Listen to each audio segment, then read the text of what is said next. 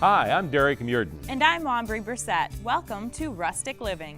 On this edition, we explore the phenomenal success of an iconic piece of lawn furniture, from its humble beginnings on the porch of a summer home in the Adirondacks to its popularity worldwide. You mean you're sitting down on the job again? Every chance I get. Then we'll introduce you to a couple that are very successful in making rustic furniture, but they don't go overboard with a rustic look in their own home. In fact, they blend styles of many eras, proving that these days, blending rustic with just about anything is in. Next on Rustic Living. Production of Rustic Living is made possible in part by the Raybrook Frog, Route 86 Raybrook, 3 miles east of Lake Placid, offering a wide selection of traditional rustic furnishings for the living room, dining room, bedroom, and porch, in stock and online. By Guideboat Realty, located in Saranac Lake, New York, the heart of the Adirondacks, providing services to buyers and sellers of Adirondack properties, meeting your needs every step of the way. Guideboat Realty, your guide to Adirondack real estate. And by Northern Car Crushers, a division of George Moore Truck and Equipment Corporation, Keysville, New York.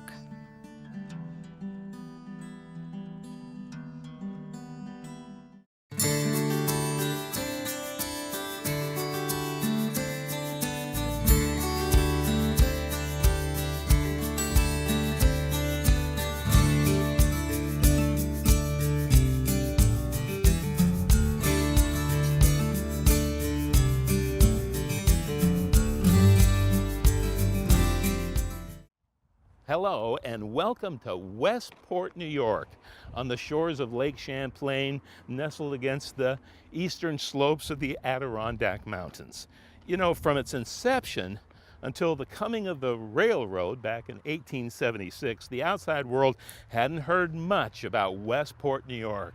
But then, at the turn of the 20th century, Westport would earn a small but very significant place in American history as the birthplace of the iconic piece of lawn furniture. It's an original Westport architecture as far as furniture is concerned. It's neat. I don't know what makes it so functional other than he had it right on, you know. You know, it's a great chair. It hasn't been mass-produced for over 100 years, but the chair Dick Sherman is talking about started a revolution. Westport, New York, around 1900, was much like it is today, a summer retreat for wealthy city dwellers dodging the heat, as well as a year-round refuge for those who just wanted to get away from it all. And so, two men, a wealthy Bostonian named Thomas Lee and Harry Bunnell, a not-so-wealthy local carpenter, got together in this quiet village and created a classic. They went through a whole lot of trials and errors with that chair to get the right feel and the width and the slope of the back and all of that kind of thing. So now, Mr. Lee didn't mind that his good friend and the carpenter, Mr. Bunnell, patented his chair? Not at all, because he worked for him. The Bunnell worked for the Lees in the summertime, and this gave him winter work. But the patent Harry Bunnell received actually limited his success at selling his slightly modified version of the Lee chair. With the mountains full of wood and the farms full of skilled craftsmen, knockoffs of the Westport Chair abounded. Time does change the way chairs are put together. People add their own little touch to it. I mean, I've seen that in the slat back Adirondack chair. I mean, you find different versions of that. Everybody likes to put their own little initial on it, you know, so to speak. Now, we looked high and low for an original Westport Lee or Bunnell chair, but came up empty-handed. Seems few survive. They were an outside piece of wooden furniture after all. But the evolution of the Westport to the Adirondack chair continues to this day. Believe it or not, China is now the biggest exporter of Adirondack chairs. But there is at least one place that still makes Adirondack chairs in the Adirondacks using a traditional design. Now we're in Willsboro, New York, still on the shores of Lake Champlain, just north of Westport, New York, and we've come to the Old Adirondack Natural Cedar Furniture Company. They do a whole line of Adirondack furniture out of white cedar. In fact, they claim to be the largest builders of Adirondack furniture to be found anywhere in the Adirondack Park. But their bread and butter item is the Adirondack chair, which they build from scratch per order. Boy, they do a lot of stuff here, don't they? Teresa Anson is a production worker here, and she's going to build our Adirondack chair. Hi, Teresa. Hi, Derek. How are you? Good, how are you? All ready to go, huh? All ready to go. You're going to build us an Adirondack chair, and you build everything here out of white cedar? All white cedar that is grown locally. It's all from the Adirondacks? It's all from the Adirondacks. So it really is an Adirondack chair? Yes, it is. Okay, let's do it. What's first? First, we have our jig for our arms. This is a two-sided jig. I take the basic board, and I'm going to do cut the outside curve of the arm first. This is for our locking peg, for our frame, and our front leg. This is a folding Adirondack chair. So you guys make a real chair that folds up and that you can put on top of the car or the top of the camper. Absolutely. That's the traditional Adirondack chair. That's the traditional. This is for the back. I have my 7 boards and 3 back supports. And I am going to start with the bottom, and then the top, and then the middle support, glue, and put the screws into the back. And then I take each of these pieces and come over to our assembly table. And I'm going to start off with the seat and pick it up and put my front leg assembly on.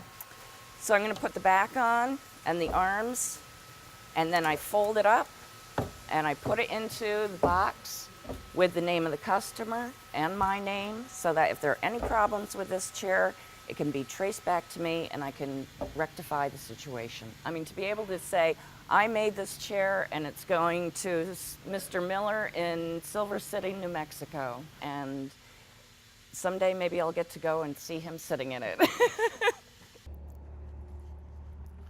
Now, do you remember in the beginning of the segment when we were talking about the Westport Chair, and I said how these things really aren't being built anymore? Well, that's not entirely true. Several artisans we have discovered throughout the Adirondacks are building the Westport Chair again, or at least their version of it.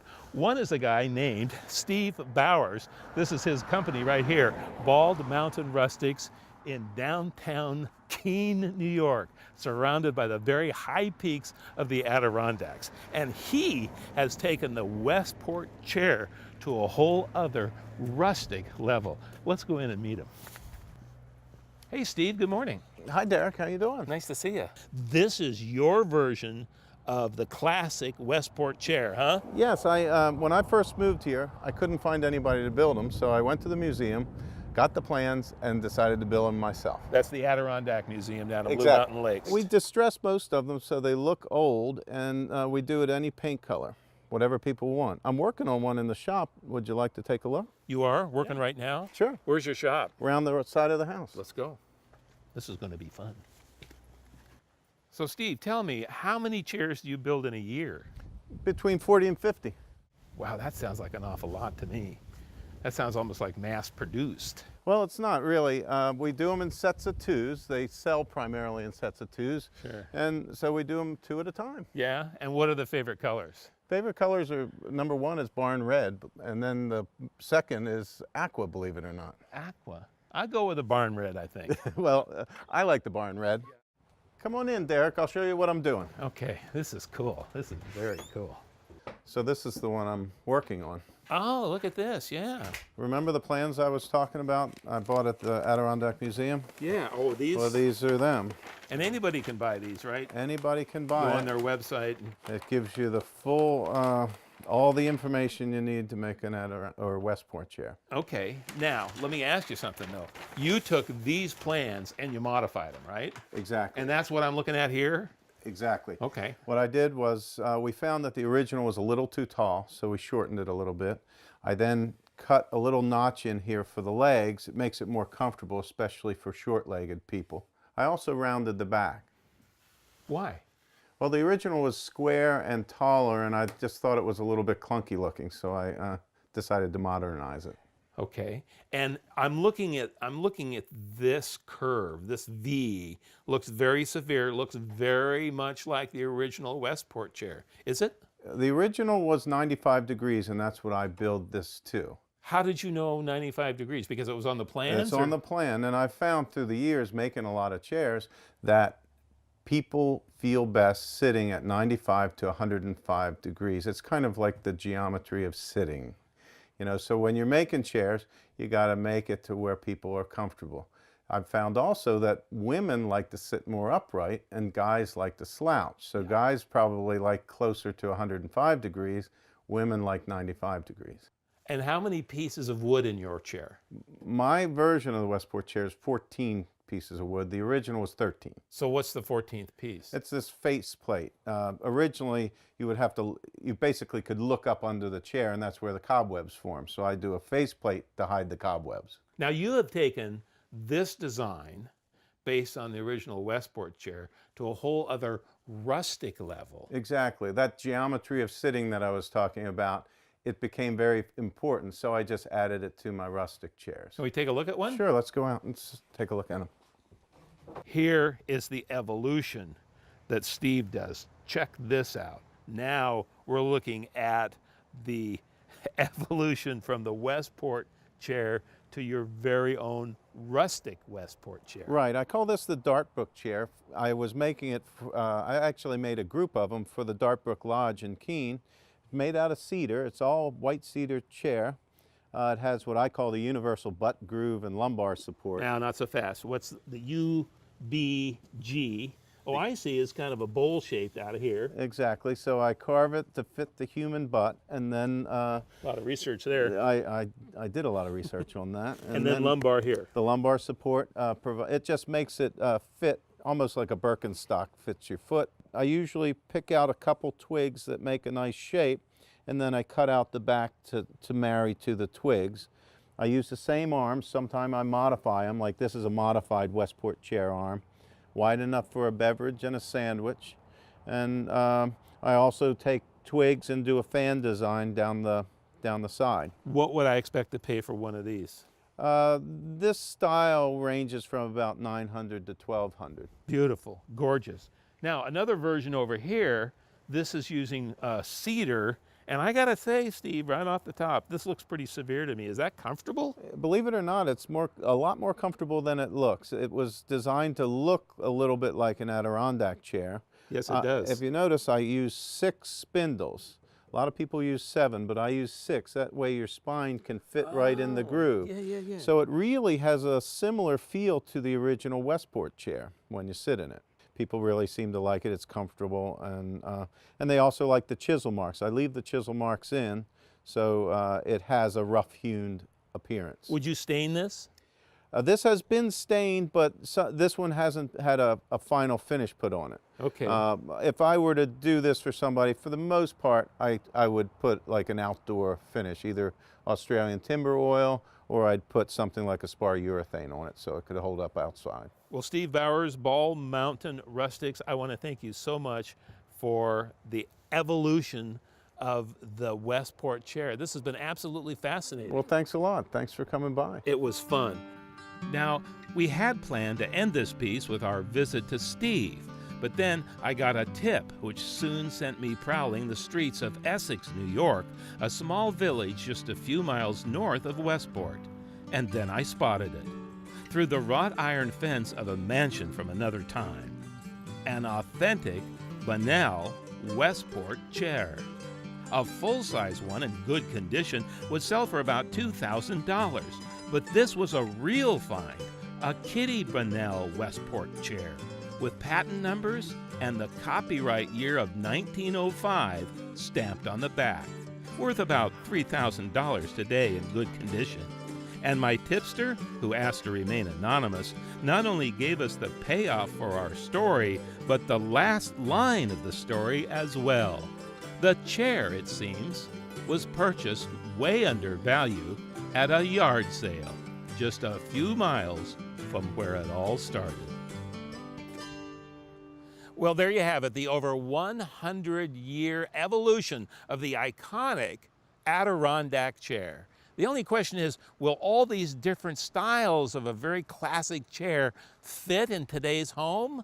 Well, Aubrey's caught up with a couple who are absolutely fearless when it comes to combining rustic with just about any other kind of furniture. Derek, you and I both know that there are many definitions of rustic living. Take this 200-year-old Georgian farmhouse behind me, for example. Doesn't look rustic at all, if you ask me. But wait until you see the inside and what Larry and Joanne Post have done in mixing Victorian, Georgian, and rustic to create that warm and cozy atmosphere that is their rustic home. So what do you say we go on in and see how these styles blend together?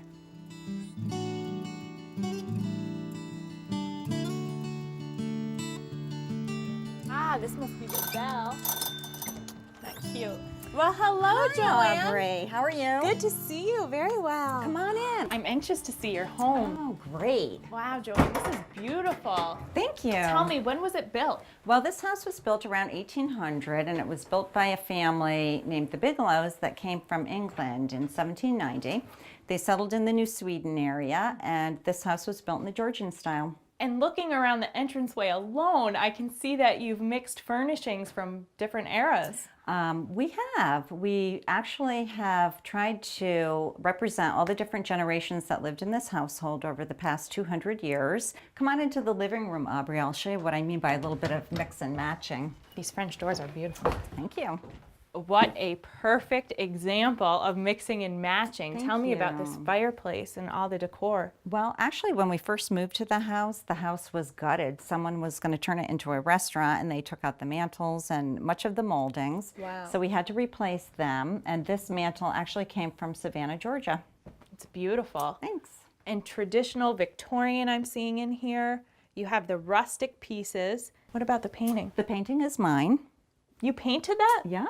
That's beautiful. Thank you. And the clock, did you buy that locally? Actually, the clock I made, and my husband and I actually make Adirondack style rustic furniture. Very talented. Thanks. We really enjoy it. Come on over here, Aubrey. I'll show you something that my husband and I both worked on together. This is a beautiful sideboard. Thank you. Tell me about this. Well, the top was from an early 1800s house in Elizabethtown that was raised, and we were able to salvage the wood.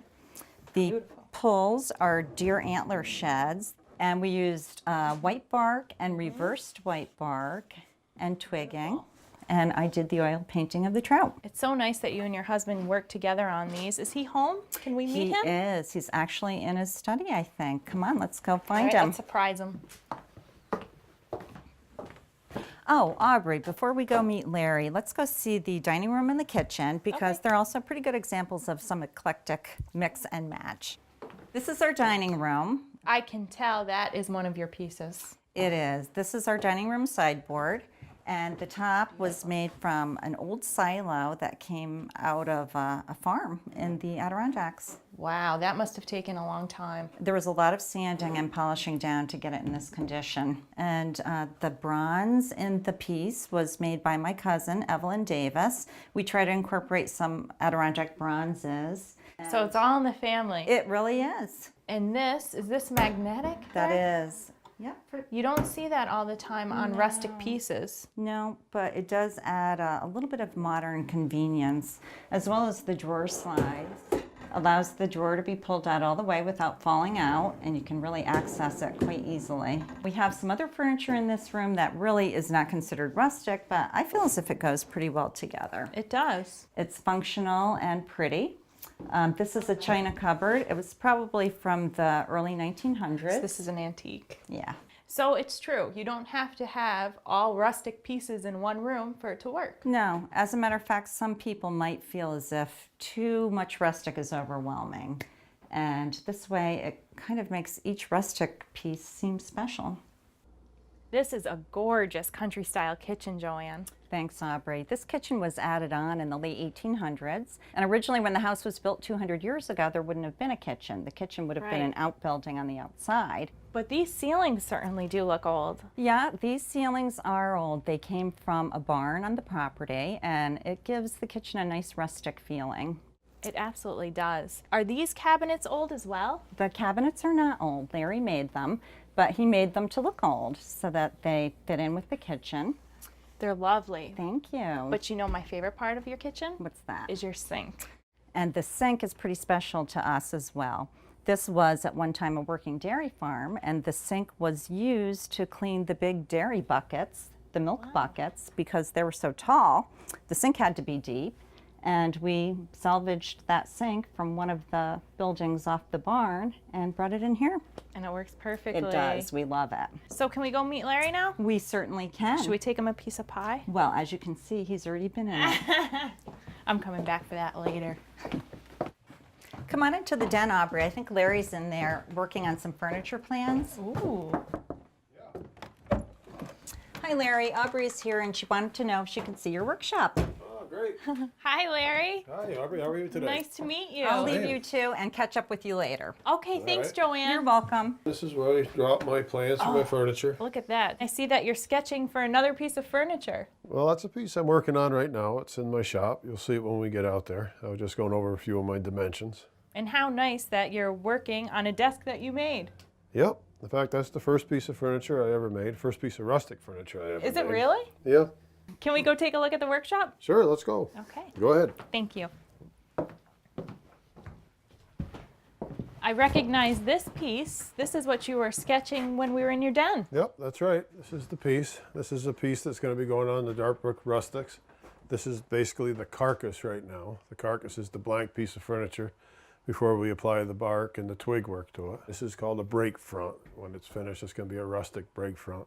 This hole was left for an antlered mirror that's going to set in the recessed portion here. What would a piece like this go for, Larry? This piece will probably go for around $20,000 when it's all done. So show us what else you're working on. Okay, we got a few things going on in the back room here. Maybe you could help me with one of them. Oh, you're gonna need my help for this? Yep. So Larry, where do you get all of your materials to put together your furniture? Well, I get permission from private landowners, and I go on their property and I cut the materials myself. So you're not just traipsing through the Adirondacks picking up twigs and such? No, I get permission before I go on any land and cut anything. What is this? Well, this here is alder. Alder. I use alder, I use yellow birch, any type of small sapling I can. How do you harvest this?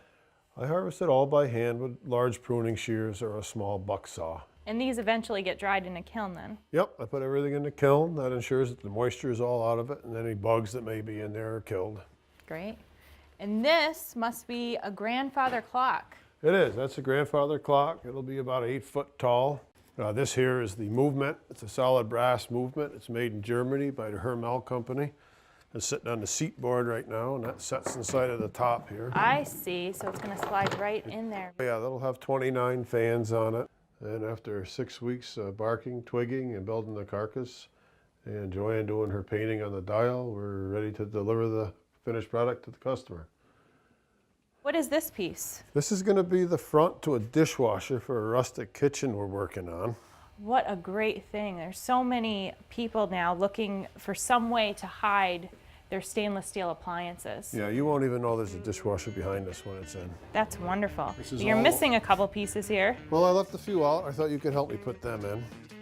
So the way I do it is I place it on where I want it. It's all eyeball work. I make a little mark on one side, I make a little mark on the other side. It's like connecting the dots. Very smart. And that pole saw cuts that just as smooth as can be. You gotta be careful not to rake that across your finger, because you just touch your fingers and you're bleeding. There we go. Right in, huh? Now, if you want, you can take the nailer over here. Okay, I guess I'll try it. You better wear these, even though I didn't. I forgot to You're put not them on. kidding. All right, here we go. All you do is hold that gun on top of there and pull the trigger. Derek promised to take me to the hospital if I don't come out of this. Just don't pull the trigger pointing it at me. Okay, here we go. Woo! There you go. You put a couple on the edge there on an angle. Watch out.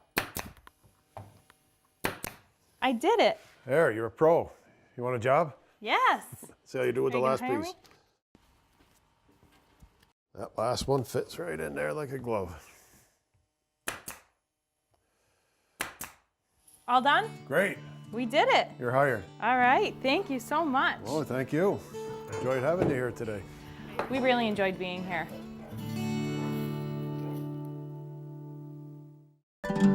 Production of Rustic Living is made possible in part by the Raybrook Frog, Route 86 Raybrook, 3 miles east of Lake Placid, offering a wide selection of lodge-style lighting, rugs, rustic handcrafted accessories and gifts, in stock and online.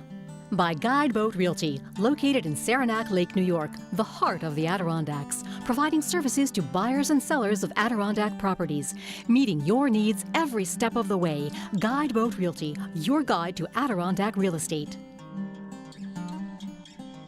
And by Northern Car Crushers, a division of George Moore Truck and Equipment Corporation, Keysville, New York.